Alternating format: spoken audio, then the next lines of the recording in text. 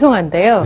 이전에 그런 입법의 움직임이 있었답니다. 입법 예고하는 법안을 보니까 4년 이상 일을 한 국회의원들에게 그리고 재산이 얼마 미만인 사람들에게만 주자하고 발의가 됐었는데 처리가 안 됐다는 건 의지가 없다고밖에 볼 수 없는 대목 아닐까요?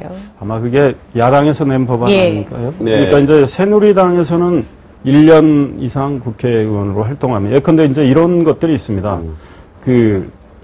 뭐 국회의원으로 선출이 됐어도 뭐 행정부로 옮기다 보면 뭐 일을 못 하실 수 4년을 다 못 채울 수 있으니까 그래서 이제 뭐 그거 기한도 그렇고 또 이제 재산도 그렇고 재산 문제도 그렇고 또 이런 방법도 있을 수 있다고 봅니다.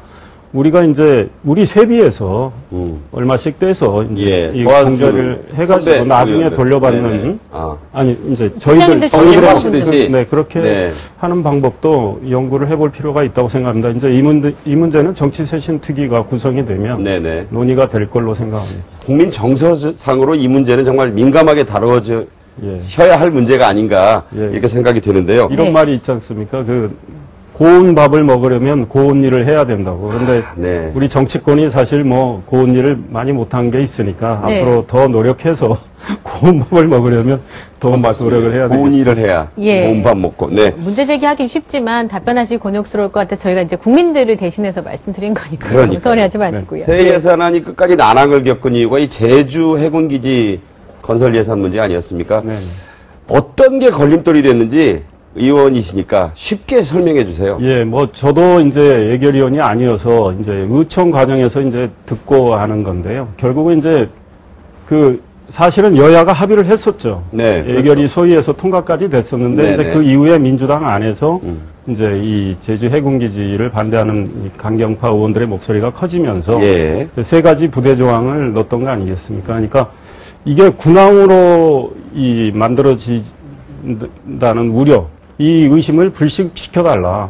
그러니까 소위 민군 복합 미항이 될 수 있도록 그걸 좀 보장할 수 있는 이행 상황이 점검이 돼야 되겠다. 크루즈선이 들어올 수 있게 150만 톤 크루즈선이 들어올 수 있도록 그게 검증이 돼야 되겠다. 이제 나머지는 이제 뭐 관제 문제 관련해서 시설 관련 협정서 체결이라 이 세 가지가 확실히 이행된다는 걸 확인하고 예산 집행을 하도록 해야 되겠다. 그래서 70일 동안 이제 정부가 이걸 이행할 수 있게끔 확실히 보장을 해주면 예산 집행을 해도 좋다. 이렇게 된 거죠. 그런데 예결위에서는 합의가 안 된 상황인데 나중에 처리하려고 하니까 야당 의원들이 그랬던 말씀이시죠? 그렇죠. 이제 예결 소위에서는 이 문제까지 들어오지는 않았고 합의돼서 예산안이 처리가 됐는데 이제 야당 의총 과정에서 이제 강경파 의원들의 목소리가 나왔고 6명. 이제 국회의장 주재로 여야 원내대표가 다시 만났습니다. 그래서 동아일보도 보도를 했었나요? 우리 박기춘 민주당의 신임 원내대표가 좀 머쓱해졌다. 왜냐하면 본인이 합의해 준 게 브레이크가 걸려가지고. 그러니까 반대쪽에서는 그렇게 얘기 안 하시던데. 6명의 의원들이 이제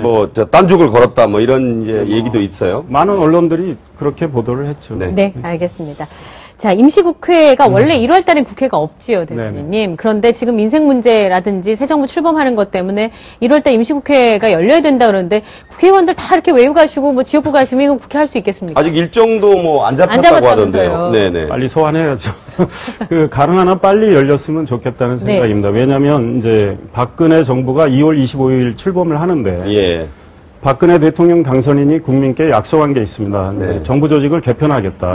미래창조과학부를 신설하고 해양수산부도 부활하고 그래서 이제 본인의 어떤 국정의 지향성을 말씀드린 건데 그거는 정부 조직 개편을 해야 되니 관련 법안을 개정을 해야 되죠. 천상 1월 국회가 필요한 거죠. 그리고 또 중요한 거는 2005년에 인사청문회법이 개정이 됐는데요. 그때 이제 대통령 당선인도 국무위원 후보자를 지명을 할 수가 있게 돼요. 그래서 국회에서 인사청문회를 받도록 했습니다. 왜냐하면 2월 25일 새 정부가 출범하는데 출범과 동시에 이제 강요들이 일을 해야 되니까 그래서 인사청문회가 또 열려야 됩니다. 그러니까 1월 국회는 꼭 필요하고 부동산 취득세 감면 연장 이런 게 안 됐고 그래서 이건 민생과 직결되고 우리 또 부동산 경제 혼란이 아주 크니까 빨리 해서 소급을 해주셔야 되는 거죠.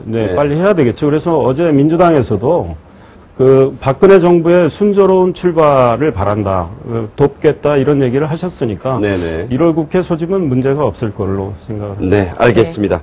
오늘 말씀 잘 들었습니다. 고맙습니다. 감사합니다.